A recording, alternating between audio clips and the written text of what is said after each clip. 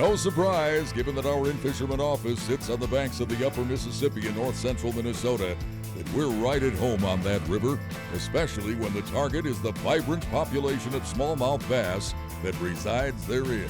We fish for them with spinnerbaits at times. Topwaters often play a role, especially when the water's low. Paddle-tail swim baits can be as good as it gets. Soft stick baits also get their attention when the fishing gets tough. And of course, live bait can be the key, especially in combination with circle hooks. Let's see how top area guide Luke Swanson and In-Fisherman digital editor Thomas Allen tackled this situation. Big belly, giant smallmouth. Hey, it is early fall here. We're on the upper Mississippi River with Luke Swanson and Livin the Dream Guide Service. We came out here to catch a specific fish, and this is exactly what it is. That's exactly it. We've got complicated situations. It's actually been a very strong cold front just pushed through, and we've got receding water. It can be tough to figure out what is the ticket to finding big smallmouth on the river. I love working slow-moving jerk baits.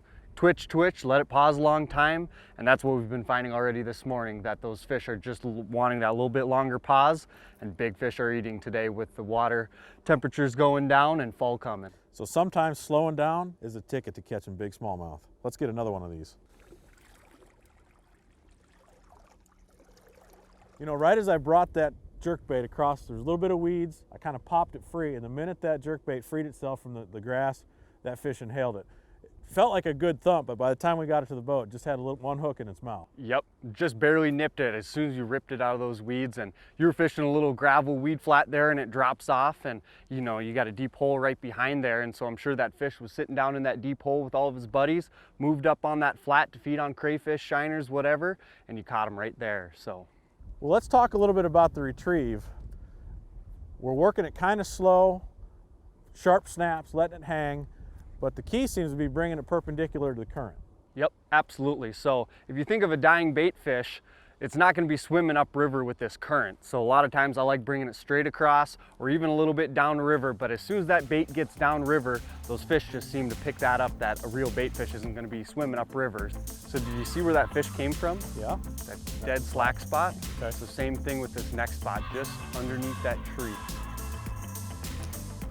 Just like that. That's a good fish. I'm getting the net, I'm coming. Just barely hooked. You ready? In for the Awesome. scoop, almost missed him. There you go. Yeah, we just 50 yards up from this, we just had a fish come out and try to eat, and we were just talking about where those last two fish came from, and he was textbook typical, right inside, right on the bank. You know, the bubbles just stopped right there. He wasn't moving, a couple nice boulders. This fish came out and just crushed it.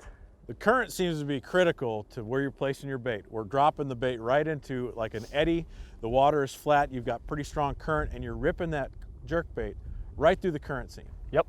The fisher stays right there almost every time. Every You're time. almost calling your shots. Yep, absolutely. All right, let's get him back. The last few fish came from the exact same spot, so we're gonna keep drifting down river, keep targeting those same exact spots, and hopefully we can just keep replicating what we've been finding so far this morning. Get him. Right where he was supposed to be, Luke. They get in the current and they don't mess around. Nope. Here he comes. Pretty one. Nice fish. Very nice fish. Just like the last few. Talk about calling your shots. You said, get that bait right in front of the blowdown. I missed my mark, you nailed it, but that's a fine example of another beautiful upper Mississippi River smallmouth. Just beautiful. This is our average fish right here, guys. Came up and just smoked a jerk bait right in front of that tree, little soft pocket like we were talking about earlier. Another great fish in the bag. Man, these fish are just built real well. River fish are real strong, real tall top to bottom. You gotta love a fat tail. Yeah, each fish is different, you know, it's got different markings on it. Some are darker, some are lighter, big bars, you know, solid green like this one. I mean, just gorgeous But fish. they all have the same attitude, and I Yes. love them for it. Absolutely, let's her get this back. one back. The rod and reel combination we're using today is actually very comfortable for river fishing. This is a 7-foot medium light Abu Garcia Venerate rod, light action, very fast tip, and that is paired with an Abu Garcia Xenon. Brand new reel from Abu, very nice reel. I've got that loaded with 10-pound fire line, tipped with about an 8-pound fluorocarbon leader, and that is all tied to the Berkeley Cutter 90. It's a small jerk bait that doesn't throw very well with the bait caster. It's going to catch in the wind, it's going to float, and that's a great way to get a bird's nest. So a spinning rod and reel combination is ideal for these river smallmouth and the Berkeley Cutter. Got him? Oh, there we go. Nice fish. Good fish. Right at the boat, too. There he is. Got him. How about that, Luke? Awesome fish. Right next to the boat. Right next to the boat. What a phenomenal day. We've been fishing with Luke Swanson today, Upper Mississippi River. The smallmouth bite has been phenomenal. We've been throwing smaller jerk baits, and they're biting way out on the end of the cast, right at the boat like a muskie. You never know what you're going to get.